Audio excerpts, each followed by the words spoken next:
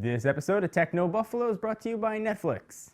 What's going on, everyone? Welcome to another episode of Rumor Roundup. I'm your host, John Rangers, the show where I take all the tech rumors from the week and I condense them into one show so you know what could come, what might happen, what potentially has the possibility to come sometime this year, next year, or 6 years from now, and what definitely might probably happen. Up this week, it's all about the iPhone 6, the Galaxy S5, and the iWatch. Rumor Roundup, let's start rounding things up.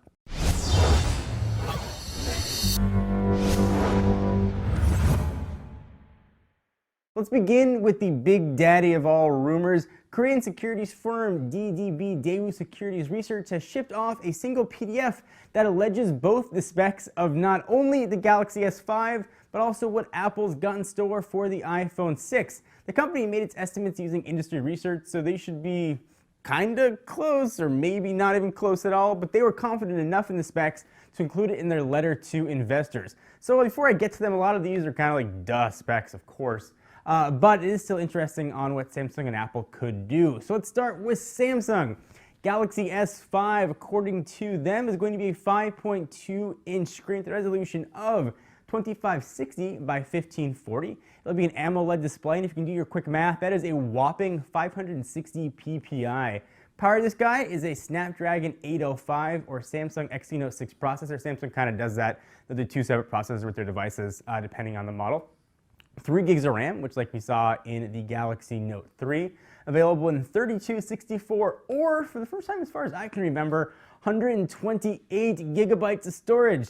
That is a lot of gigabytes. 16 megapixel camera, 3.2 megapixel on the front, and the big boy obviously on the back.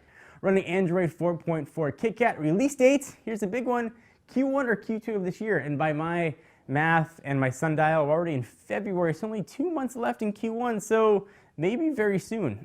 Omitted though from their specs and mentions of a fingerprint or retina scanner, which you've heard rumors of, and what the darn thing might be made of. We've heard some rumors that it might ditch plastic and maybe go the way of metal, but I wouldn't hold your breath for that. But we might know what's going to be coming very soon. Samsung has an Unpacked event scheduled for February 24th, which of course TechnoBuffalo will be at. So what do you guys think? That seems like Captain Obvious specs for the next generation Galaxy S5.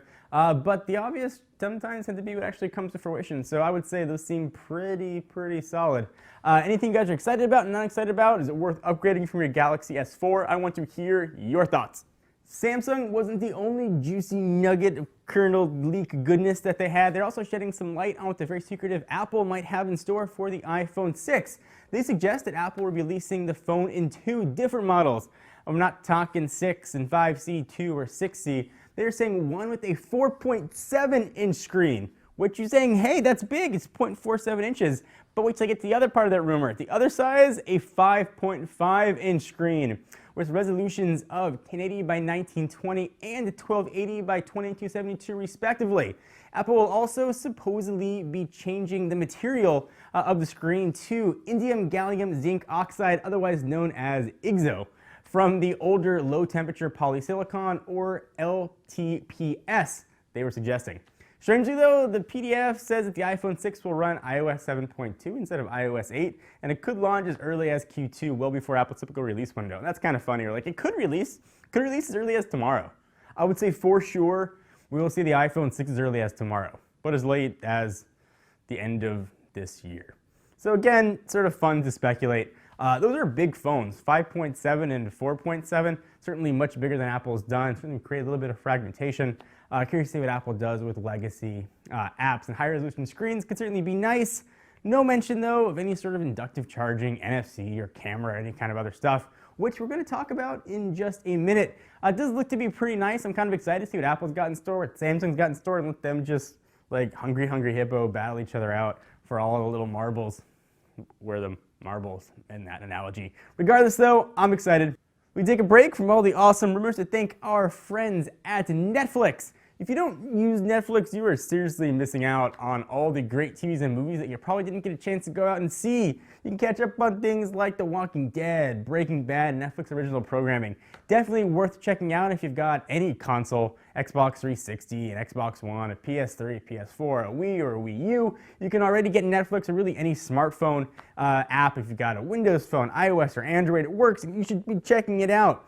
If you're not already, give it a free 30-day trial. Go to netflix.com/buffalo to try it, because you should. You're missing out on all the great shows.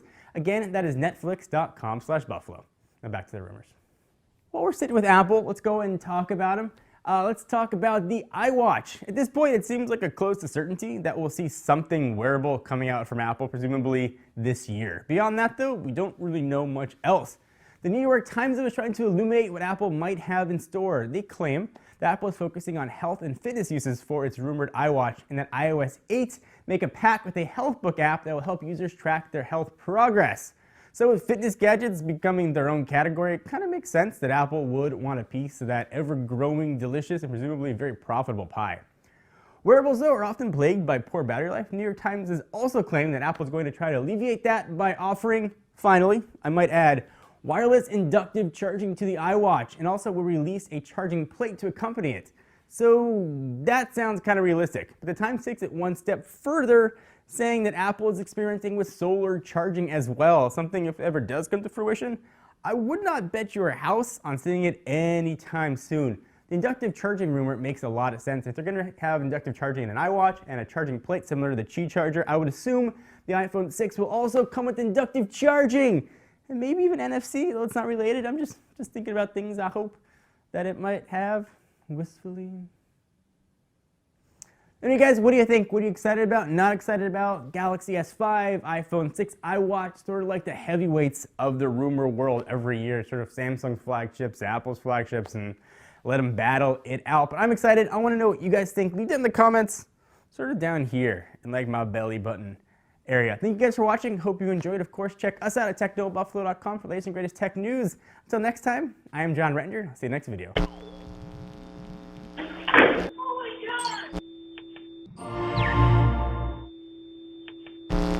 What's up, everyone? Thank you for watching that video. If you want to see more of the latest and greatest tech news, you can subscribe to our main TechnoBuffalo channel by clicking the button right down below in my pants region, or click on the buttons to your right to see more videos.